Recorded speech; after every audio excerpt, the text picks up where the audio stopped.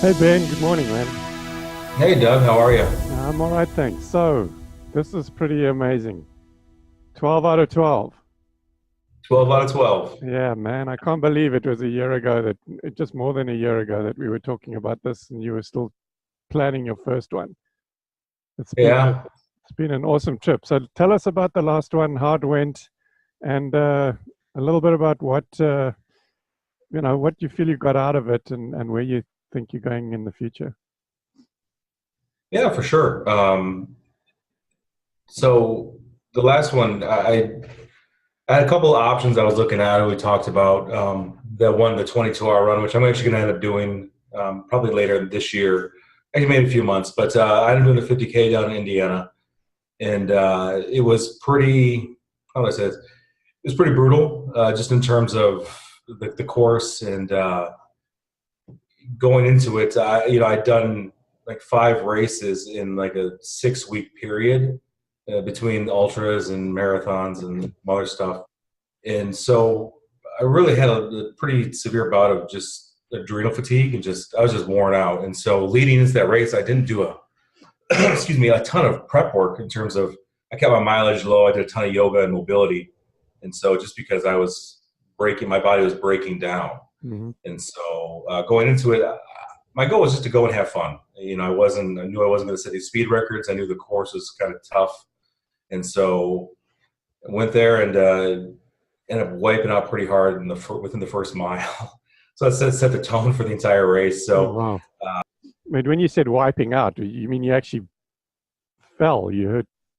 oh yeah, yeah. So within that first mile, I was running and on this little bridge and it was covered in moss and it was right on a turn, and I just stepped on it. Just my feet went out like Bambi on ice, and everything just kind of tightened up. I think I popped out. I don't know if it's a rib or just that cartilage between your ribs, the intercostal cartilage. That just kind of set the tone, and it took me about 15 miles for it to even loosen up. Oh, So, um, pace wise, it was pretty slow, but I ran with a group of people. There's some vets there that I was able to help pace them for a little bit, and then I went on my way. And so it was a lot of fun. As fun as running 50K and 30 degrees can be.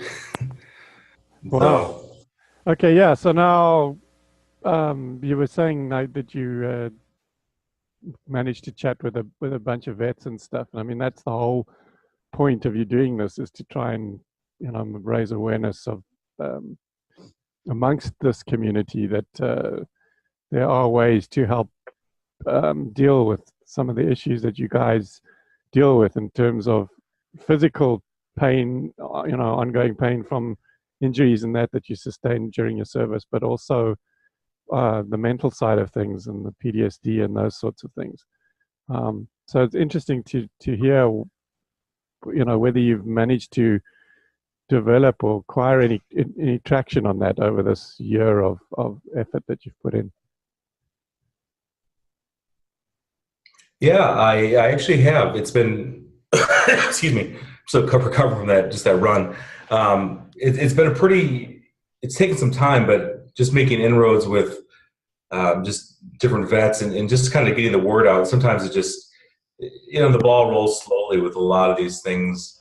But now I've been able to start interacting with different veterans organizations and then starting to actually not just speak, but actually interact and actually work with some people. And I'll touch on that in a little bit in terms of what I want to do this year. But it's been really just great to meet different vets. Everyone runs for a different reason and a different cause, it seems, or different motivations. But just being out there, one, to meet those people and then to help those people that are trying to do something has been even better. Or those that think they couldn't do anything, and then seeing some of those people now get out and start to move has just been an awesome experience. And it's everything that I wanted to do, excuse me, but maybe didn't realize it from the beginning, and trying to understand the things, what works, what doesn't, how do we reach people, how do we not, and then Mm. just the patience for it to actually happen. And No, so that's yeah, so awesome. it's been pretty. And so yeah, a lot of it you just got to put yourself out there. And sometimes you have to, especially with the vets, you have to sometimes get to them 5, 6, 7, 10 times to get them to, to get back to you and to maybe establish that trust. And so we're all a little skeptical, I think, of each other and most people. And so, Okay, cool. So, um, I know that committing to run 12 ultra marathons in 12 months is unfathomable. I don't even know how you managed it, and I'm sure that it's not something that you want to continue to have to do every year. So, what are your plans going forward in this next year, for instance? And because I know you still want to carry on this work, but I don't know. oh, Maybe you want to yeah. start. Maybe you want to start training these guys in that 15 minutes twice a week thing. That's a little less time commitment Yeah. than 12 ultra marathons, right? Uh, that's true. It's true. Now, in all honesty, I've found a love for this, and obviously, I'm not a typical ultra runner. I'm not, in terms of what I look like in my parametrics or promorphics, but I love it. And so this year, I'm actually going to do probably three or so races, maybe 4. And so I'd like to do get a 100-miler in, and then a couple other 50s. I've talked with some other vets, and we're looking at maybe trying to set some Guinness World Records in terms of weighted ultra marathons and ultra distances, and maybe try to establish one for a rickshaw marathon. I don't know. Some fun ideas, just doing some testing yourself kind of thing. And I think that's one of the things that really helps, at least me and some of the people I've met. And so kind of pushing yourself and having some fun doing it. And so defying what I guess the people think, what whatever expectations or perceptions people have you.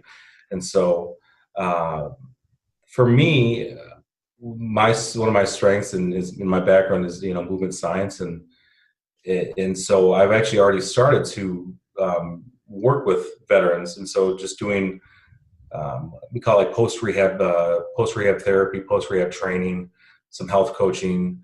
I say movement therapy, but there's some legality there, and at least in Michigan, that I have to be careful how I word it. But a lot of it is just, if we can fix the way we move, it opens up the doors for a lot of things. So most of us, we live at 70%. We don't even realize it.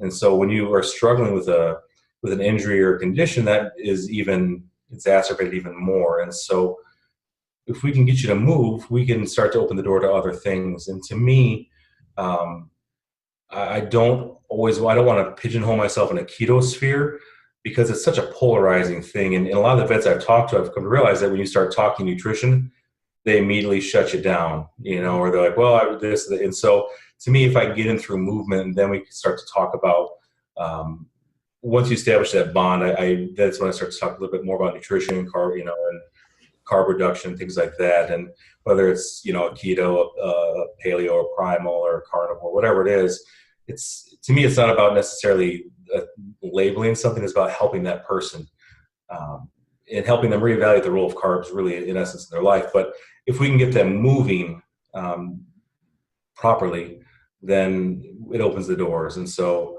I always say it's like a car. If your car doesn't have an alignment, it needs an alignment. You take it to get an alignment. But as humans, we always, all of us need alignments, but we very rarely do anything. Right. It generally leads to other problems.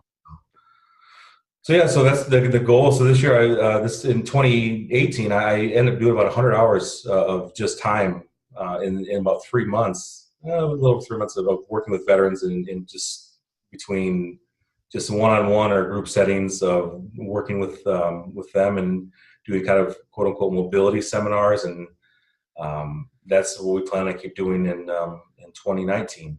And so I have a few on dates, and working with a couple different organizations to do that. And so when we can train you how to move, that opens the door to some other thing, into getting into the other lifestyle changes like diet and or nutrition or whatever, just how we eat. And Right. It's such an easy change, but it's also one that comes with so much resistance. And so, right. And yeah, so you're right. So I mean, if if you get to them through improving their lives through introducing some movement back into it, then the conversation can move on from there to like, okay, there's how you can improve it further by addressing what you eat, which is where you got started in the first place on this whole thing. So that's cool. Yeah. Yeah. So, hey, anyway, congratulations. Absolutely amazing effort. I know, well, I'd like to believe that I know how much how much discipline it took from you to continue to do this. And I'd like you to just sit back even a bit more there, or adjust your camera a little bit so we can see your shirt. I see you're wearing an F-bomb shirt. Yeah, Yeah. cool. I just like because these guys have supported you quite extensively through this whole effort of yours, and so just give Ross and Cara a shout out for that. They are amazing people, and they've been great supporters of you, which is cool. Yeah, I absolutely love Ross and Kara and everything they're doing. They've been so gracious with me, and just whatever support I've needed, they've helped me out along the way. And I whatever I can give them a shout out, or help them, represent them, I do whatever I can. Yeah, no, amazing. They're absolutely awesome, and I'll be honest with you, I love their stuff. I actually just started making some different recipes with some of the F-bombs themselves, and so.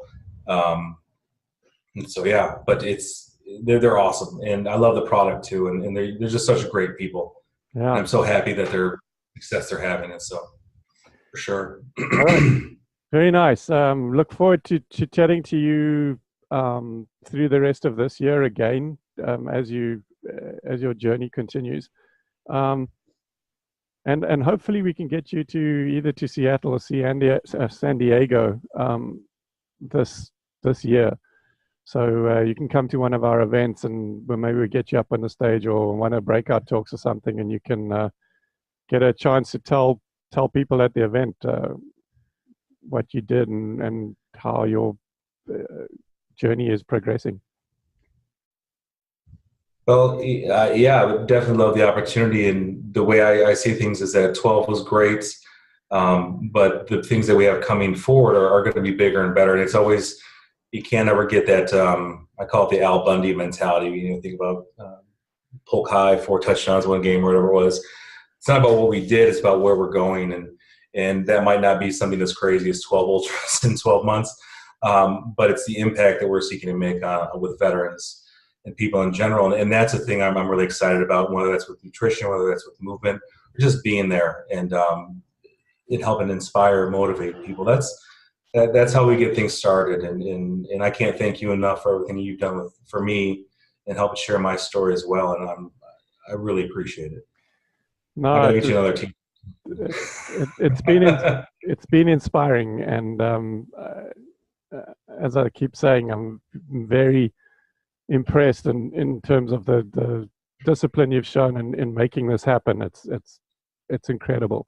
Your goal resonates with me. The fact that you want to help veterans. I have a very soft spot for those people, and admire what they've done for us, and feel like they don't get the support they need once they leave the service. So the fact that you're trying to do something to help them is close to my heart, and I look forward to chatting to you more through this year, and hopefully help you to get through to them more extensively. So yeah, it's been awesome. Yeah, it's been a great journey. Right now, just so we're looking at finish up the paperwork for our 501c3, so actually get Arsenal of Hope as a proper nonprofit. Nonprofit, yeah. And with the idea that everyone involved is a veteran or their families. And right now I've talked with therapists, trainers, doctors, nurses, and some dietitians as well, who are all like-minded, all veterans or family, like spouses of veterans, that all want to do this and get involved to create or be part of a continuum of care for our community. And so we have some good things coming, and I'm excited about. Okay, so awesome. I look forward to it. Yep. Okay, man. Speak to you again. Thanks, Doug. Okay. Yep. Bye. Mm-hmm. Bye.